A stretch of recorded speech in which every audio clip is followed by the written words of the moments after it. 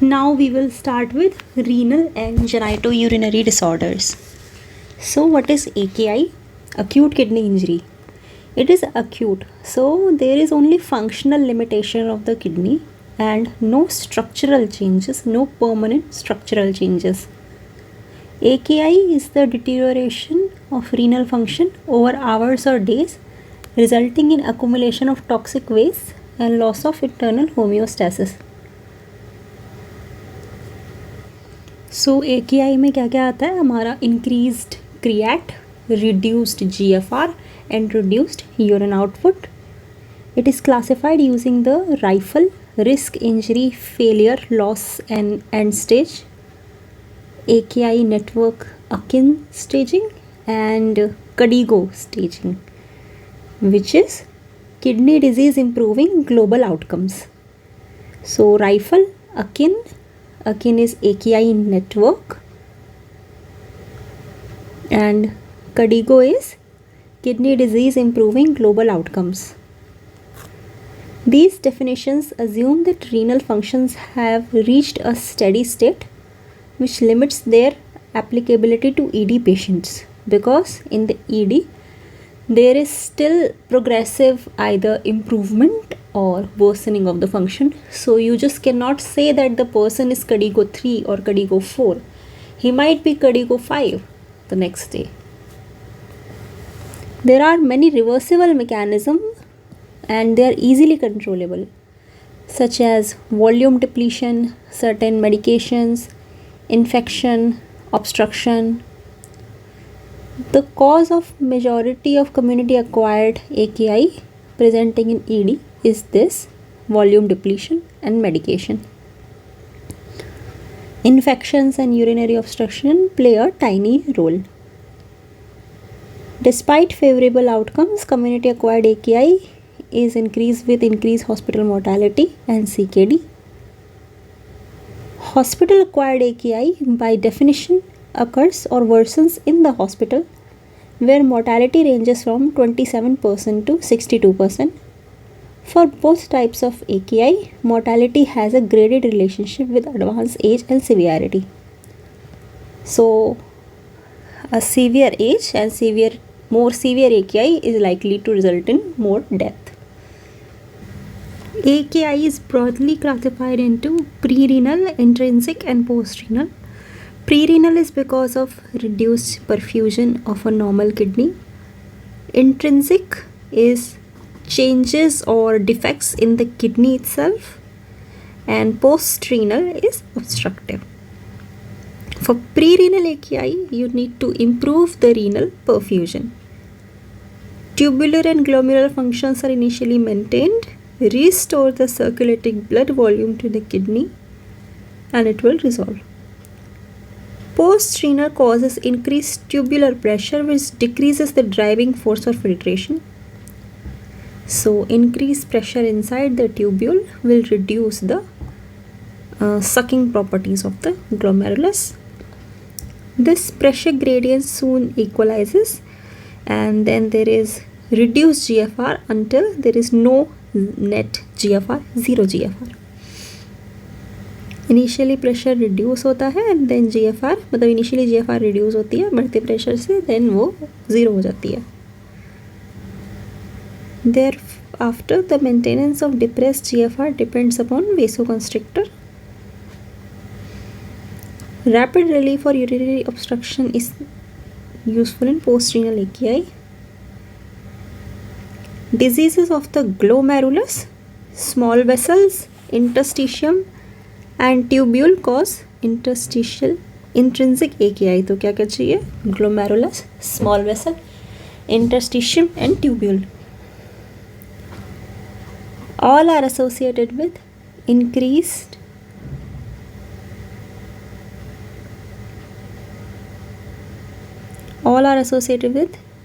release of renal vasoconstrictor. The most common cause of intrinsic AKI is ischemic injury or ischemic tubular necrosis, called the ATN. Acute tubular necrosis is basically ischemic tubular necrosis. Pre-renal AKI is causing renal ischemia and causing ischemic tubular necrosis or ATN. So intrinsic AKI is also caused by pre-renal itself when ischemia causes ischemic tubular necrosis.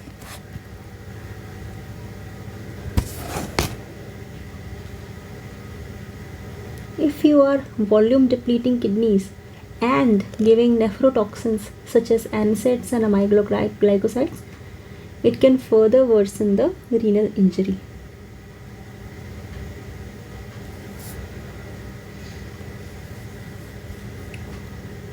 In severe sepsis, AKI from crystal-induced nephropathy, nephrolithiasis and papillary necrosis can present with flank pain and hematuria.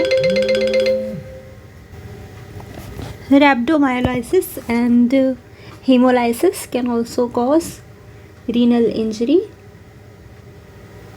and acute glomerulonephritis, which was preceded by pharyngitis or subcutaneous infection, fever, arthralgia and rash, can cause acute interstitial nephritis, in which eosinophilia is there. Acute allergic nephritis is also there. Acute renal artery occlusion, it is usually marked by severe flank pain. So in renal artery occlusion, there will be severe flank pain due to renal ischemia, and there will be possibility of good posture or Wegener's. To renal stenosis, there will be bruit and flank pain. This is the rifle and Akin staging. Akin is stage 1, 2, 3 and rifle is risk injury failure. So Akin 1, 2, 3 corresponds to rifle risk injury and failure, and loss and end stage, there is no Akin stage. So in risk, there is serum creat increase 1.5 times or GFR decrease by 25 to 50 times, 50%, and there is urine output less than 0.5 ml per kg per hour for 6 hours. Stage 2, there is 50 to 75%, there is 2 to 3 times creat or 50 to 75%, and अलग अलग पड़ता है. Risk injury failure. So in risk, the creat will be 1.5 times, injury में creat will be 2 to 3 times, and failure में more than 3 times. The GFR would be 25 to 50% decrease in risk, then 50 to 75% decrease, then there is more than 75% decrease. Urine output, the main thing that we can actually measure is risk में less than 0.5 ml per kg per hour for 6 hours, injury में less than 0.5 ml per kg per hour for 12 hours, and failure में less than 0.5 ml per kg less than 0.3 ml per kg per hour for 24 hours, and or anuria for 12 hours. So less than 0.3 ml per kg per hour for 24 hours or anuria for 12 hours. Then there is loss and end stage renal disease. Loss is complete loss of renal function for more than 4 weeks, and ESRD, there is need of RRT and loss of renal function for more than 3 months. So it is important to determine if kidney injury is pre-renal, renal or post-renal through history, exam and diagnosis, because the treatment is different.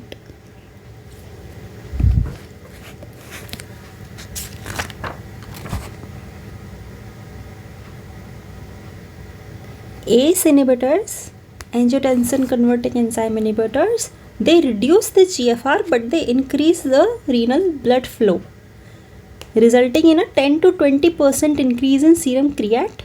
Because they inhibit angiotensin 2, they cause a renal angiotensin aldosterone. So angiotensin 2 को inhibit करते हैं ACE inhibitor, angiotensin 1 से 2 का conversion inhibit करते हैं. So they cause a preferential efferent vasodilation in the renal glomerulus. This may precipitate significant AKI in a patient with undiagnosed bilateral renal artery stenosis. So stenosis है, पहले ही efferent artery आने वाली, efferent is already constricted. If you dilate the efferent, the GFR will further reduce. So do not use ACE inhibitor in renal artery stenosis patient. A condition, RAS condition, that typically requires angioplasty and stenting or a bypass surgery. If you do volume depletion and concomitant use of vasoconstrictors, they are other common precipitants of ACE inhibitor induced AKI. So do not use ACE inhibitors in patients who are hypotensive, are volume depleted or on vasopressors. ACE also cause hyperkalemia, which is mild, but ACE inhibitors are used in diabetic nephropathy. What are the risk factors for acute kidney injury?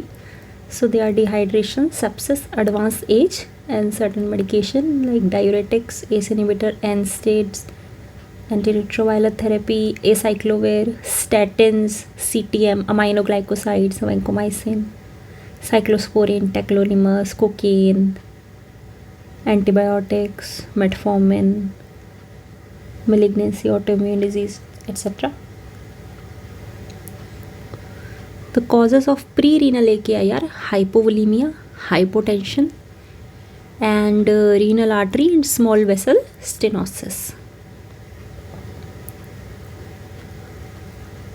Intrinsic injury is caused by drugs like amphotericin B, ACE inhibitors, aminoglycosides, antibiotics, है ना, IVIG, methotrexate, cocaine, ethanol, acyclovir, allopurinol, Lasix, NSAID, phenytoin, penicillin, cephalosporins, cimetidine, ciprofloxacin, sulfonamides, rifampin, thiazide, minocycline, mitomycin. There are 5 stages of CKD, stage 1, 2, 3, 4, 5, based upon the GFR. तो GFR more than 90 ml per minute per 1.73 meter square, then 60 to 89, then 30 to 59, then 15 to 29, then less than 15 ml per minute per 1.73 meter square. So more than 90, then more than 90, more than 60, more than 30, more than 15, less than 15. You can calculate urine sodium by plasma sodium divided by urine creat by plasma creat. 1.73 meter square is average body surface area of an adult.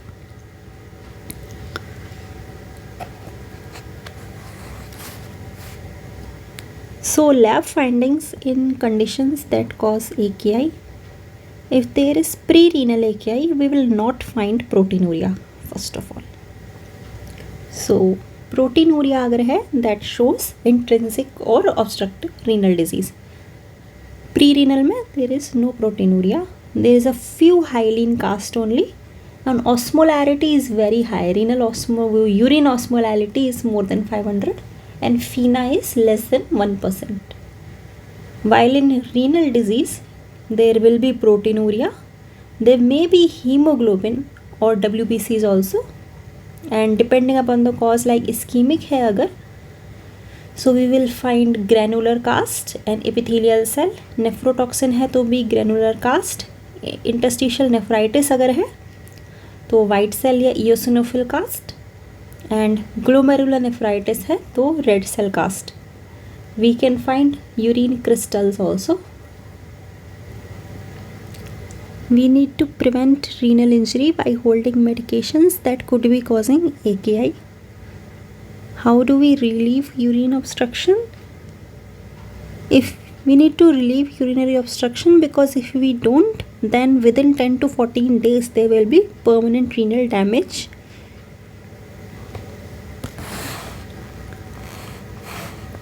In renal induced hypertension, we will use phenaldopam and nicardipine. Next is soda bicarb. It is given if the pH is less than 7.1 and the bicarb is less than 5 or something. It's given only when the urine output is good. So it is a temporary measure, not a permanent one. A sodium bicarb requires urine flow and ability to tolerate a fluid or a sodium load. Low dose dopamine and mannitol are of no help in AKI or increasing renal perfusion. They can rather damage the kidney.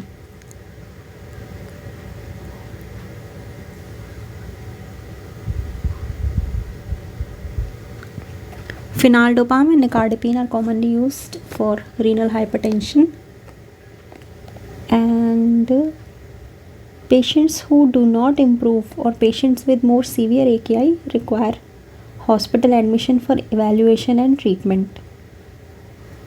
Indication for emergency dialysis.